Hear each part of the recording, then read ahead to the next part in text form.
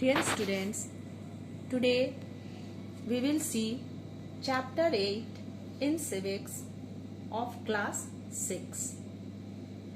The name of the chapter is Rural Livelihood. In this chapter, we will see at the different ways in which people earn their living in villages. First of all, I want to explain you the term livelihood. The means by which we earn money is called livelihood. The method we adopt to earn a living is our occupation. Thus, occupation is the means to earn a livelihood. There are various types of occupation. In this book, we are going to study about a village named Kalapattu. Kalapattu is a village that is close to the sea coast in Tamil Nadu. First of all, I want to explain you the life of rural people. At the various ways in which people in our villages earn their livelihood, agriculture is the most important occupation in rural areas. Most of the people are dependent either directly or indirectly on farming. In village, there are farm work and also non-farm work. Apart from agriculture, people in rural areas working as teachers, barbers, potters, masons, smiths, shopkeepers, carpenter, etc.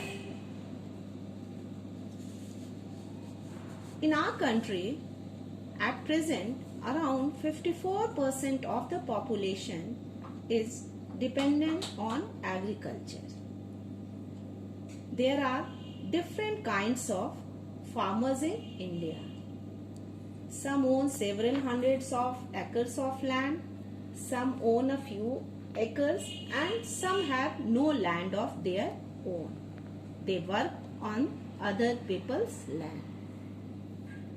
Now, I am going to explain about the different types of farmers in India. Generally, in India, there are three types of farmers. Number one, landless farmers. Number two, small farmers. Number three, big or rich farmers. Landless farmers do not own land. They are compelled to work on other people's land to make a living. They are poorly paid. Often the large farmers on whose land they work pay them in kind. That is, they give them grains instead of money. In your book, the example of landless farmer is Thulasi. Thulasi worked on Ramalingam's land. Number two, small farmers. Small farmers own less than 2 hectares of land. They till their land either by hand or with the help of animal-driven plows.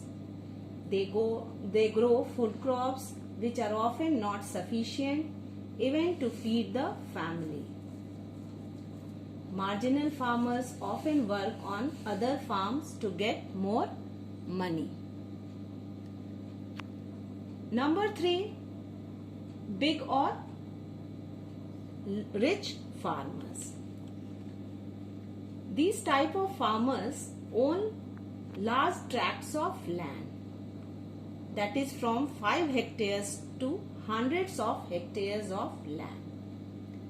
They used modern technology like tractors, harvesters, threshing machines, high-yielding seeds and fertilizer to increase their yield.